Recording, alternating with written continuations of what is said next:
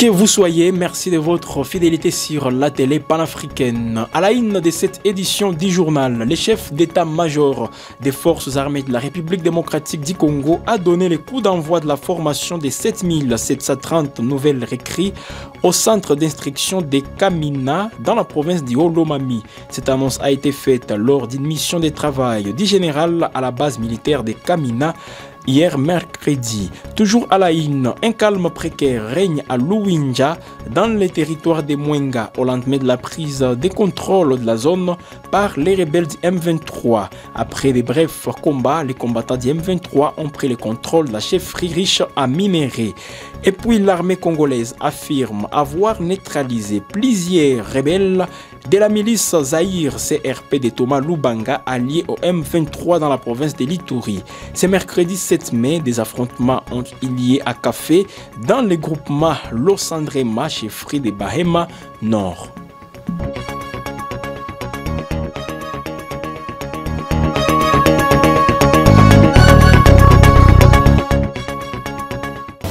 Place au développement. Le chef d'état-major des FARDC a donné le coup d'envoi de la formation des 7730 nouvelles recrues au centre d'instruction de Kamina dans la province du Haut-Lomami. Cette annonce a été faite lors d'une mission de travail du général à la base militaire de Kamina hier mercredi 7 mai. Reportage.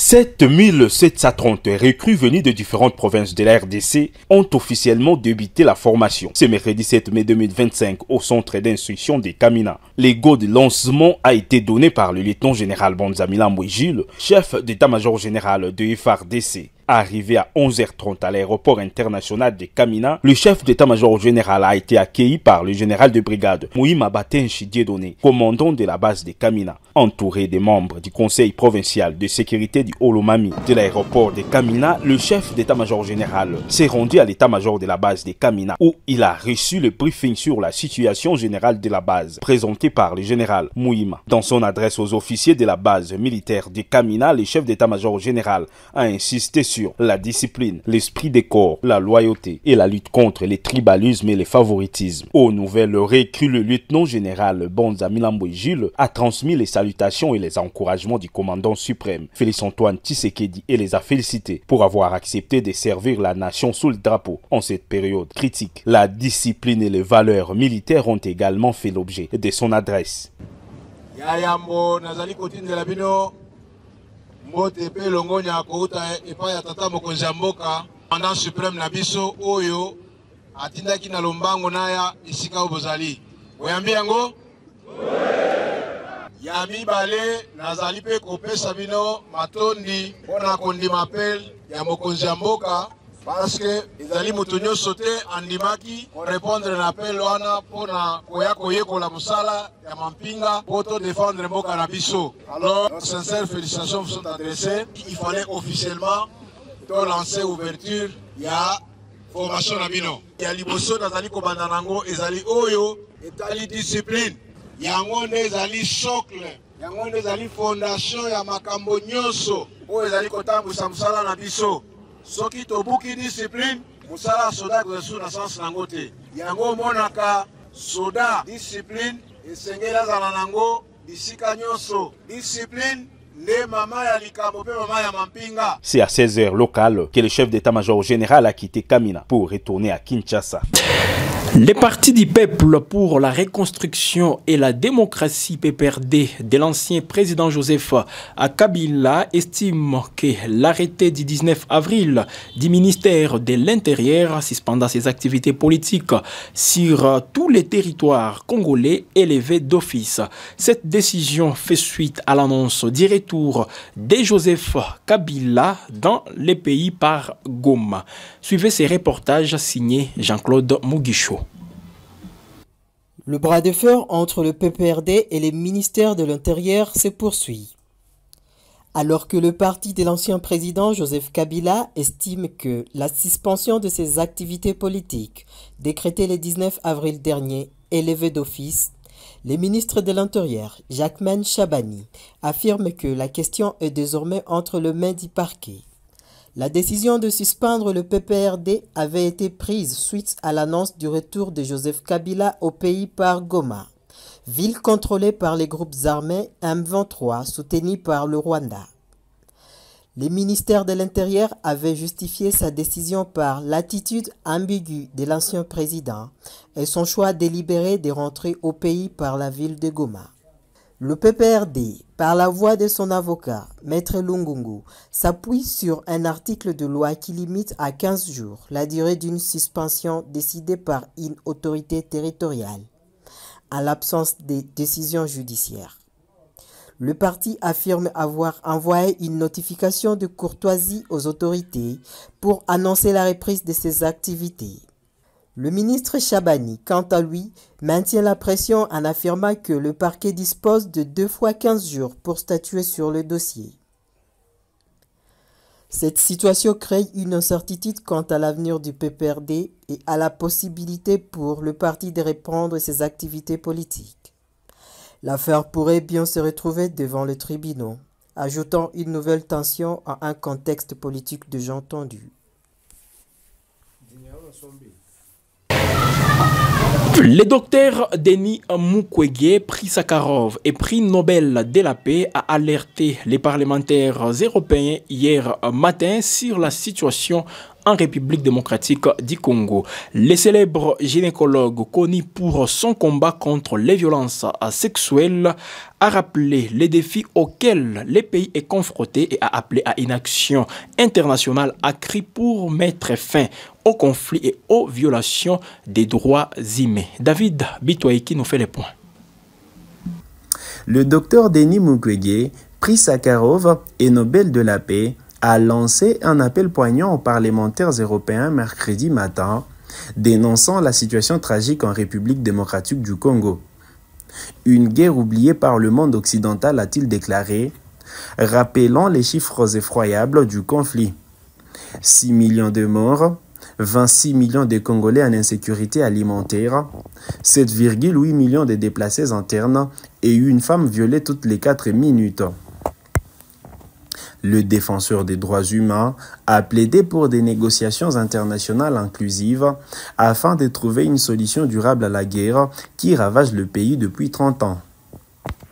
Il s'est notamment inquiété des dernières négociations entre le Rwanda et la RDC menées sous l'égide des États-Unis qui pourraient aboutir à un accord de paix impliquant un cessez-le-feu, les retours des réfugiés et une gestion conjointe des ressources naturelles. C'est une graine des conflits qu'on est en train de planter, a-t-il averti, soulignant l'opacité de l'accord économique et l'injustice de la cogestion des minéraux convoités comme le cobalt et le tantal. Vous ne pouvez demander à 2 États en conflit avec des millions de morts, sans parler de la justice, de partager leurs ressources naturelles. Mukwege a appelé l'Europe à s'impliquer activement dans les négociations alors que les États-Unis, sous la présidence de Donald Trump, semblent privilégier un accord permettant à leurs entreprises d'accéder facilement aux matières premières de la région de Grand Lac. Le docteur Mukwege a conclu son intervention en soulignant l'urgence d'une action internationale pour mettre fin à la violence et à la souffrance du peuple congolais. Changement à la tête de l'IGF. Le président de la République a nommé Christophe Bitassi-Mouabihi au poste d'inspecteur général des finances, chef des services de l'inspection générale des finances. Il remplace Gilles Alinguete, mis à la retraite. Fiston Kafoupi signe pour nous ces reportages. Changement à la tête de l'inspection générale des finances IGF en sigle en République démocratique du Congo. Christophe Bitassi-Mouabihi prend la relève de Gilles Alinguete, mis à la retraite selon une ordonnance présidentielle lue ce mercredi à la télévision nationale congolaise RTNC. Docteur en économie et développement, Christophe Bitassi-Mouabihi est un expert reconnu dans le domaine des finances publiques. Inspecteur des finances de formation, il a une longue expérience dans les administrations, entreprises et établissements publics congolais. Il est également professeur d'économie et de finances publiques dans plusieurs universités du pays. Avant sa nomination, il occupait le poste d'inspecteur général des finances, chef de brigade des provinces et des entités territoriales. Cette expérience lui permettra de prendre en main les missions de l'IGF avec une connaissance approfondie du terrain. L'inspection générale des finances a un rôle crucial dans la gestion financière de l'État congolais. Son mandat est de contrôler les opérations financières de l'État, des entités décentralisées, des établissements publics et des entreprises bénéficiaires des fonds publics. L'IGF a également la possibilité de mener des missions de contre-vérification en cas de fraude. L'IGF dispose d'un budget important et d'une quotité de 10% sur les pénalités recouvrées pour financer ses dépenses d'investissement. Ce pouvoir lui permet d'agir avec indépendance et efficacité dans ses missions de contrôle.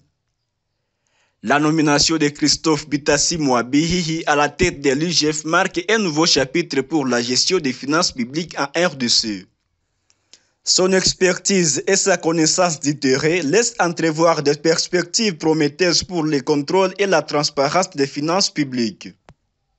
Un calme précaire règne à Luwinja, dans les territoires de Mwenga, au lendemain de la prise des contrôles de la zone par les rebelles du M23. Après des brefs combats, les combattants du M23 ont pris le contrôle de la chefferie riche à minerais où la firme canadienne Banro Mining exploite de l'or. Selon des sources locales, les combattants des forces armées de la République démocratique du Congo, les FARDC, se sont retirés, permettant au M23 de s'installer dans la zone. Les Wazalendo sont partis hier, confirme un habitant. Les rebelles sont partout à Luwinja, ajoute une autre source, précisant que les combattants du M23 sont visibles dans la plupart des quartiers depuis mercredi matin. Toujours dans la même province, la ville de Bukavu, chef-lieu du Sud Kivu, est en proie à une vague de lynchage. 8 personnes ont été tuées en moins d'une semaine par des justiciers populaires. Le dernier cas en date s'est produit mardi 6 mai à Nyawera, dans la commune d'Ibanda. Un tenancier des cabines téléphoniques, également cambiste, a été abattu en plein centre-ville. Reportage. La ville de Bukavu est en proie à une vague de violences sans précédent. En l'espace d'une semaine, 8 personnes ont été victimes de justice populaire, un fléau qui témoigne de la désespérance et de l'impuissance de la population face à la criminalité rampante. Le dernier drame s'est produit mardi 6 mai, en plein centre-ville de Nyawera. Un tenancier des cabines téléphoniques et cambistes a été froidement abattu par des hommes armés qui ont emporté son argent et ses téléphones. Les assaillants ont tiré en l'air pour disperser les curieux, sémant la panique dans les quartiers. La même nuit, dans les quartiers d'Ndendere, un arbitre de football a été lynché par la foule accusé de vol à main armée. Ces événements macabres s'ajoutent à la mort de 4 personnes dont les corps ont été brûlés dans la commune de Kadutu dans la nuit du vendredi au samedi précédent. Face à cette escalade de violence, la population de Bukavu est livrée à elle-même. La criminalité, notamment les vols à main armée, sont devenues récurrentes, alimentant la peur et la colère. L'absence ou l'inefficacité des institutions chargées de garantir l'ordre et la justice, telles que les cours et tribunaux, la police nationale et les maisons pénitentiaires, nourrissent les sentiments d'abandon et poussent les citoyens à se faire justice eux-mêmes. La situation à Bukavu est préoccupante. Les autorités doivent prendre des mesures urgentes pour lutter contre la criminalité et rétablir la confiance dans les institutions. Il est impératif de renforcer la sécurité, de lutter contre l'impunité et de garantir un accès équitable à la justice pour tous. La justice populaire, bien que compréhensible, dans un contexte de désespoir, est une solution dangereuse et illégale. Il est urgent de trouver des solutions durables pour garantir la sécurité et la paix à Bukavu. Politique à présent. L'opposant congolais Martin Fayoulou, qui avait dénoncé un hold-up électoral en 2018, s'est dit désormais ouvert à une collaboration avec le président Félix Tshisekedi. Fayoulou, qui avait réclamé le départ de Tshisekedi du pouvoir, a annoncé son changement de stratégie lors d'un entretien à Paris. Il s'est dit prêt à travailler avec les présidents, mais sous certaines conditions. Ce revirement intervient après la signature d'une déclaration commune avec d'autres opposants, dont Joseph Kabila, en faveur d'un dialogue national pour mettre fin à la guerre dans l'est du pays. À Ituri, les jeunes de cette province ont salué mardi dernier les efforts déployés par l'administration militaire pour stabiliser la situation sécuritaire dans la province. Lors d'une conférence de presse, ils ont exprimé leur reconnaissance pour les actions menées par l'armée, reconnaissant une amélioration tangible de la sécurité. Dans une déclaration faite devant la presse ce mardi 6 mai, les jeunes leaders de l'Ituri ont vivement salué les efforts consentis par l'administration militaire en vue du rétablissement complet de la paix et de l'autorité de l'État en Ituri. Ce dernier en fit sujet l'attitude de certains fils égarés tendant à déstabiliser la quiétude observée actuellement en province. Les jeunes leaders restent et demeurent attachés et appuient sans embâche les efforts de paix que ne cesse de déployer le président de la République, Félix Antoine Tshisekedi Tshilombo. Les jeunes leaders saluent de l'occasion le travail titanesque qu'a le gouverneur militaire de l'Ituri, le lieutenant-général Luboya Kanchama Joni, dans la recherche de la paix, pacification et du développement de la province de l'Ituri, dont les résultats sont déjà palpables sur terrain. Pour pérenniser les acquis de paix, ces derniers formulent des recommandations auprès des autorités nationales et provinciales. Au vice-premier ministre, ministre de l'Intérieur, la suspension de toutes les activités du parti politique Union des Patriotes Congolais, UPC en sigle. Au ministre d'État, de la Justice et Garde des Sceaux, l'instruction à l'auditeur général de FRDC d'engager des poursuites judiciaires contre M. Thomas Lubanga, président du parti politique IPC, et l'honorable Joka Balambi, pour leur participation active à la déstabilisation de la République à travers leur mouvement Convention pour la Révolution populaire. Au procureur général près la Cour d'appel de l'Ituri et à l'auditeur supérieur de l'auditorat militaire de l'Ituri d'ouvrir une enquête judiciaire contre les questeurs et le président de l'Assemblée provinciale de l'Ituri pour qu'ils expliquent par quel mécanisme ils payent les émoluments à leur collègue honorable Joka Balambi qui a rejoint la rébellion et qui réside à Kampala aux côtés de Thomas Lubanga. Rappelons que durant ce 4 ans de l'état des sièges, nombreuses entités dans les territoires d'Irumu, Djougou, Mambasa sont passées sous contrôle de FARDC grâce à l'approche militaire couplée aux non-militaires mise en place par le gouverneur de province. Comme annoncé dans les sommaires, l'armée congolaise affirme avoir neutralisé plusieurs rebelles de la milice Zaïre CRP de Thomas Lubanga, allié du M23 dans la province de l'Ituri. Ce mercredi 7 mai, les affrontements ont eu lieu à Café dans le groupement Losandrema, chefferie de Bahema Nord. Youssoufou Kibingila nous signe ces reportages. Mercredi 7 mai, de violents combats ont éclaté dans la région de Djougou en République démocratique du Congo. Les forces armées congolaises FARDC sont confrontées à la milice Convention pour la Révolution populaire CRP dirigée par Thomas Lubanga. Les affrontements se concentrent dans les groupements Losandrema à proximité de la localité de Nyamamba. La CRP tente de reprendre le contrôle de cette zone après avoir été délogé par le FARDC dimanche dernier lors de violents combats et de frappes aériennes. L'armée congolaise affirme avoir tué 8 miliciens et capturé 3 autres lors des combats ce dimanche. Cependant, aucun bilan officiel n'est encore disponible pour les affrontements de ce mercredi. La persistance des combats de la CRP empêche les retours de déplacés dans les camps de pêche environnants. Cette situation aggrave la vulnérabilité des populations civiles et prolonge l'insécurité dans la région. Les organisations humanitaires s'inquiètent de la situation et appellent à un cessez-le-feu immédiat pour permettre l'accès aux populations civiles et leur apporter l'aide nécessaire. Le conflit en République démocratique du Congo continue de faire de victimes et de prolonger des millions de personnes dans la pauvreté et la misère. Mesdames et messieurs, c'est avec cet élément que nous arrivons complètement à la fin de cette édition du journal. Merci à vous de l'avoir suivi. N'hésitez pas de vous abonner tout en activant la cloche des notifications si ce n'est pas encore fait. Et là, vous serez informé à chaque instant.